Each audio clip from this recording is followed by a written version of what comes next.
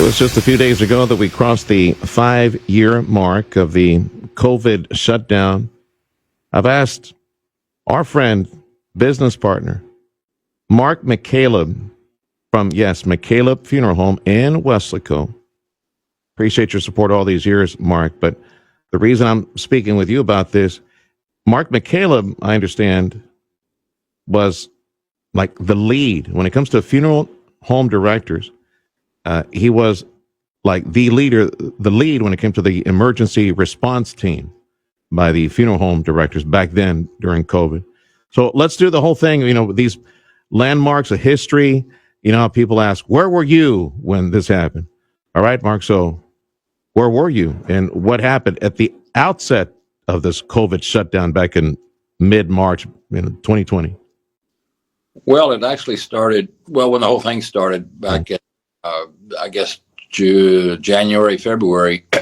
I started watching what was going on in New York and also in Mexico City, because obviously border town, and I needed to know what was going on south as well. And then as time progressed, it moved into New Orleans. And I called some buddies of mine in New Orleans, and they said, "Get ready, it's coming." And Wow. they said, like a tsunami. And so then we started making plans and got in contact with the Hidalgo County Judge's office, and we started. If I could press the pause button real quick, and I'm thinking New Orleans, they had the wildfire of COVID there. What, because of Mardi Gras and all the partying and the cruise ships and things like that, right? All the human interaction that introduced it and then just spread like wildfire in New Orleans, right? Before it came over here. Couldn't say that was part of it. I mean, obviously it was a wave across the United States, and it was slow moving, but it was a wave. Mm-hmm. But anyway, my counterpart over there told me what to expect, and I said, "Oh my gosh." And so we started planning here, got in contact with Hidalgo County, and we got the ball moving. And because I have a saying that I'd rather have it and not need it than need it and can't get it. Mm-hmm. Mm-hmm. And your colleague was warning you telling you you were going to be overwhelmed by the number of casualties and having to. Yes, sir. Yes, sir. Or, the deaths come on strong, and it wasn't going to stop. Mm-hmm. He said it'd last about 3 months, and sure enough, it lasted about 3 months. Mark McCaleb from McCaleb Funeral Home in Weslaco, he is the lead. He's the tip of the spear when it comes to the funeral home directors emergency response team. Tell me about that. I've been learning a bit more about that recently. Well, the Texas Funeral Directors Association, which we're members of, obviously, they have a mass casualty strike team, if you will. They have responded to the West explosion in West Texas about 20 years ago, 25 years ago. I don't remember the time. And I don't remember how many people were killed in that explosion, but the response team showed up and assisted with the casualties there. And and we have meetings about every quarter or so, just in case. We have no idea what the good Lord is going to throw our way. So we try to be prepared like Boy Scouts, What I remember, that West thing. I remember Obama going to the funeral. So probably 15 or so years ago when that took place, mass casualty event. And it could be anything. I mean, it could be, like you were telling me yesterday, it could be like a plane crash, right?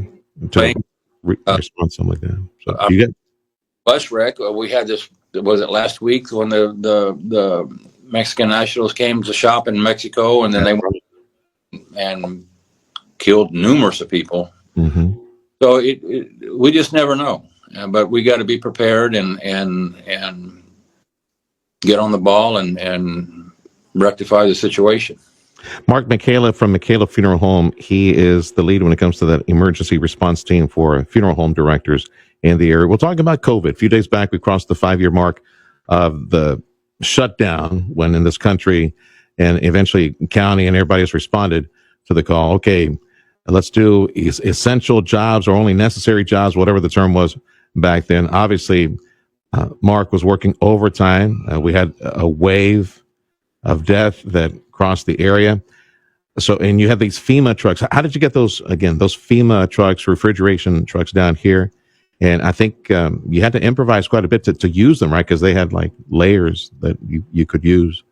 Well, these folks. The initial response was one trailer, and I had contacted Rick Saldana. He's the head emergency response man here in Hidalgo County, and I said, one is not enough. We need 3, 4, 5, as many as we can get, because the funeral homes down here, we don't have the capacity for cold storage, if you will. We don't. And so he got on the horn and got people, got FEMA to send some more trailers. So we ended up with 4 FEMA trailers eventually. And also the Texas Funeral Directors Association set down 2 of their trailers, and their presence was here as well. They assisted. And as time went on, very fast but slow, if you will, we had the governor have the Texas National Guard come in and assist us as well, which was a godsend. And so we ended up through that 3.5 months of almost 1,200 poor souls that we had to take care of. Yeah. So that was the peak of the backup, was like 1,200 that you still needed to process and you had to use? Well, that was 1,200 at the trailers themselves, at the site. Wow. That's when you reached max. Well, how far into the pandemic was that? Like 3 months, 4 months, 5 months into it? It was such a blur, Sergio. I would say our peak was 2 months into it. We are not ready for a mass casualty incident. I mean, if you had a chance to make some decisions and put things into place, whether it's response to, I don't know, like a very bad hurricane, people get trapped on the highways running north and they get clogged in traffic and they get slammed by something, or, God forbid, something bad happened. What would you do to change things to get us a bit more prepared? We can't be fully prepared, I would imagine, but get us a bit more prepared. What would you do, Mark? You can never be fully prepared for what the good Lord is going to throw at us. But we've had meetings back in November, starting with the implementation of a mass casualty situation. We had a consortium of people in Edinburgh, and there was probably 150, 200 law enforcement, forensic pathologists. A lot of people were there that would be involved in something like that. So the ball is rolling. And like I said earlier, that I'd rather have it not needed than need it and can't get it or find it. And so the ball's rolling, and it's going to take a while to get it all implemented, but it's the ball's rolling. Yeah, well, you got local leadership at county and cities, everybody else. They got their own issues to worry about, roads and pipes and drainage and things like that.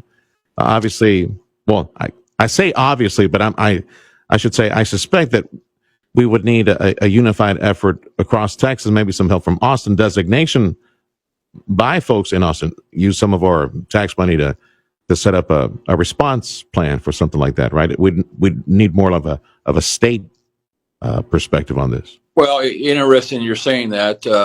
Thursday, there is a state emergency management mass casualty meeting there in McAllen. And so obviously everybody from all over the states coming down. So the state's on it. And there's already been incident, what do you call them? Fake incidences, or yeah. What do you? Yeah, well, they triage and they do like a little mini disaster response, right? Is that what you're talking about? The state's on it. The state's okay. All right, like a drill, like an emergency drill, something like that. Mark McCaleb with McCaleb Funeral Home. We're talking about COVID. 5-year mark now that we crossed a few days back. And we're taking inventory of, well, some of the lessons learned. Let's go there. What did you take away? Things that changed. There's lessons learned from what happened, the shutdown. Lessons learned would be, just like I said, being the Boy Scouts, you got to be prepared, because you don't know what the good Lord's going to throw at us. And there's a lot of links in the chain, and all the links have to be strong and work in unison, because it is, it's very important to have that in place. Yeah. And the size of whatever you need to respond to, right? The spectrum is huge. It could be like a small event, or it could be like another pathogen released from a lab in China that goes around the world again. See, because this pandemic, they kept saying it was small compared to what it could have been. If you had like a small percentage of 1% of the population, it was very, very small in perspective compared to some of these pathogens that they have at these labs. Well, it could have been. Well, worse. Sergio, if you go back to the Spanish flu of 1919, which, by the way, actually started in Kansas City, it didn't start in Spain. But anyway, we sent our troops over to across the pond, and that's what started that pandemic. They still don't know what exactly happened, but the guesstimate, if you will, is between 50 million and 75 million people died during 1919. They're not sure. Of course, they didn't have the tracking data like we have today.